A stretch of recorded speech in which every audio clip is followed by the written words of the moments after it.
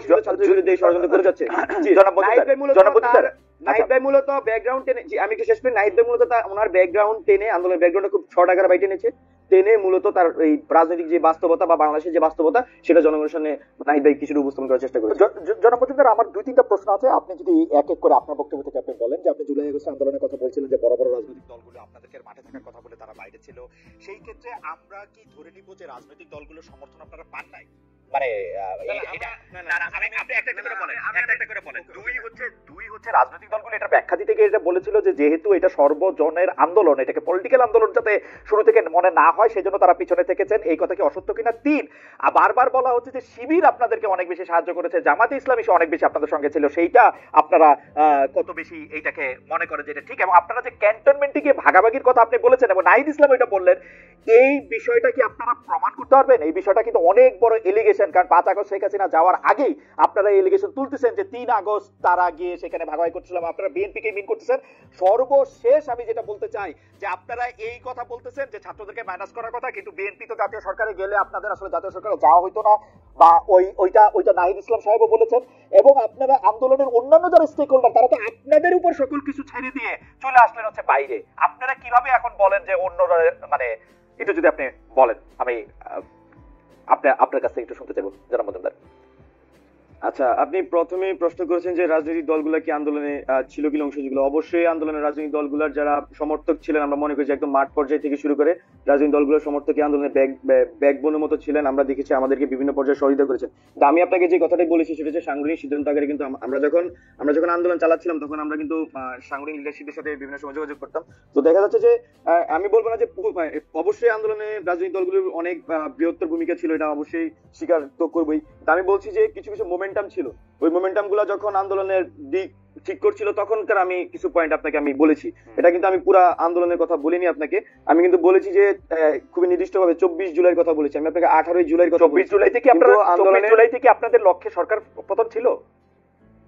আমাদের যখন এখানে আপনার 16 তারিখে আমাদের শিক্ষার্থীদের উপর গুলি চালানো হয়, 17 তারিখে আমাদের ভাইদেরকে হত্যা করা হয় এবং 18 তারিখেও আমাদের উপর গুলি চালানো হয়, 19 তারিখে গুলি চালানো হয়, 19 তারিখে আমাদের লিডারশিপের একটা বড় অংশকে গুম করে ফেলা হয়। তো তার পরবর্তীতে আমাদের কাছে কিন্তু বিষয়টা ক্লিয়ার হয়ে গেছিল এবং 19 তারিখে গুম হওয়ার যে প্রেক্ষাপটটা ছিল যে তৎকালীন যে ফ্যাসিস্ট গভর্নমেন্টের আপনার আইনমন্ত্রী ছিলেন, উনি তো আহ্বান করেছিলেন যে ছাত্রদের সাথে বৈঠকের, কিন্তু আমরা কিন্তু সেটা খুব স্পষ্টভাবে জানিয়েছিলাম যে গুলির সাথে সংলাপ নাই। সেই প্রেক্ষিতে দেখা যাচ্ছে যে আমাদের লিডারশিপের একটা অংশকে কিন্তু তখন গুম করে ফেলা এবং আমরা কিন্তু তখন আমাদের কাছে বিষয়গুলো ক্লিয়ার হয়ে যাচ্ছে। জি, সরকার পতনেরই আন্দোলন করতেছিলেন 24 তারিখ। জি 24 তারিখে আমরা সরকার পতন আন্দোলনে ছিলাম মেন্টালি। জনগণ আমরা মনে করছি যে এবং এই সময় রাজনৈতিক দলগুলি আপনাদেরকে আসলে এইটা বলার বা বোঝানোর পরও তারা আপনাদেরকে সহযোগিতা করে নাই, এটা আপনারা মেন করতে। আমি বলবো যে রাজনৈতিক দলগুলোর যারা সমর্থক এবং সাংগঠনিক দায়িত্ব ছিলেন বিভিন্ন পর্যায়ে তারা আমাদেরকে যথেষ্ট সহযোগিতা করেছেন, তারা মাঠের মধ্যে সেই কাজটি করেছেন, কিন্তু আমরা নেতৃত্ব পর্যায়ে থেকে আসলে গ্রিন সিগন্যাল পাইনি, যেটাকে আসলে গ্রিন সিগন্যাল আকারে আমরা বলছি। সেটা কিন্তু অবশ্যই আমরা অগাস্ট মাসে গিয়ে কিন্তু সেটা পেয়েছি। সেটা এই একটা আমরা ইসে এসেছিলাম। আপনারা মনে করছেন যে এটা জুলাইতে পেলেই ভালো হতো? জুলাই, হ্যাঁ, এটা কিন্তু 18 জুলাই যদি আমরা পেতাম হয়তো আমাদের এই মানে আমার এটা অগাস্টের যাওয়া হতো নাকি, আমরা যেটা মনে করছি অগাস্টের 5 তারিখ লাগতো না, সেটা আরো আগে হওয়ার সম্ভাবনা বা সুযোগ ছিল। এই সময় রাজনৈতিক দলগুলো একটা হালুয়া রুটির ভাগে ছিল সরকারের সাথে। না, আমি সেটা স্পষ্ট না, তবে আমাদের কাছে যে তথ্য ছিল আমি সেটা আপনাকে উপস্থাপন করার চেষ্টা করেছি খুবই শর্টলি। বাট আমাদের কাছে মনে হচ্ছিল যদি আমরা 18 জুলাই বা 17 জুলাই সেই গ্রিন সিগন্যাল সকল পর্ষদ থেকে পেতাম তাহলে আসলে আমাদের এই ডিসিশন নিতে অনেক বেশি সুবিধা হতো। তারপরে আমরা যেটা সবসময় আন্দোলনের চেষ্টা করছি সেটা হচ্ছে জনগণের ভাষাকে বোঝার চেষ্টা করছি, মাঠের অবস্থা আমরা বোঝার চেষ্টা করছি, সেই হিসেবে মানুষের ভাষায় কিন্তু আমরা ট্রান্সলেট করে আমাদের কর্মসূচির মাধ্যমে রূপান্তর করার চেষ্টা করছি। আপনারা কিন্তু একটা জিনিস খুব স্পষ্টভাবে দেখেছেন আশা করি, যে 3 আগস্ট যখন আমাদের 3 আগস্ট যখন আমাদের এক দফা ঘোষণা হয় তখন কিন্তু প্রথমে আমাদের যে শহীদ মিনারে আমি সঞ্চালনা করছিলাম, নাহিদ এক দফার ঘোষণা দেয়। তখন শহীদ মিনারে নাহিদ ভাই যখন বক্তব্য দিচ্ছিলেন, মানুষজন ওনার ওই বক্তব্যের মাঝামাঝি সময় যে এক আঙ্গুল তুলে ফেলছিল পুরো শহীদ মিনারে, মানে প্রেসারটা কিন্তু মাঠ থেকে ছিল। তো আমাদের সেই সময় রাজনৈতিক দলগুলো ক্যান্টনমেন্টে গিয়ে আসন ভাগাভাগি করছিল। না, এটা 3 আগস্ট আমি আপনাকে বলেছি মানে আমি আসন ভাগাভাগির কথা বলিনি ভাই।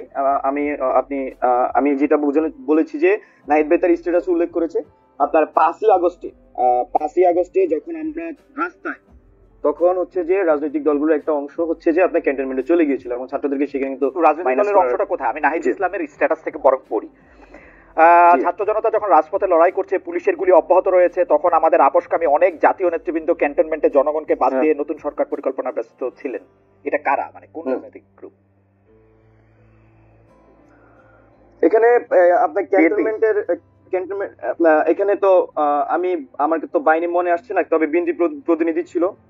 তারপর হচ্ছে যে আরো বেশ কয়েকটি দলের প্রতিনিধি ছিল, যেখানে ছাত্রদেরকে তিনজন বা চারজন সমন্বয়কের নাম তখন আমরা স্কুল দেখছিলাম, কিন্তু তারা আসলে ছাত্র সমন্বয়ক ছিলেন না। বা আমাদের যারা নেতৃস্থানীয় ছিল তাদের সাথে আসলে তখন ওই যোগাযোগটা হয়নি। তো এই বিষয়টি আসলে আমাদেরকে তো এই সময় মর্মাহত করেছে। এবং জামাত শিবিরের অবস্থান কিরকম ছিল সে সময়?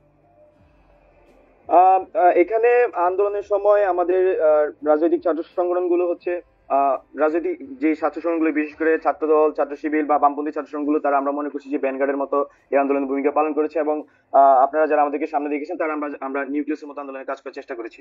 তো এখানে আমি 24 মনে তারিখের করছি যে গ্রিন সিগন্যালের ছাত্র কথাটা সংগঠন। যেটা বলতেছেন, 24 জুলাই গ্রিন সিগন্যালের যেটা কথা বলতেছেন, যেটা বিএনপি থেকে আসে নাই, সেটা কি জামাত থেকে আসছিল?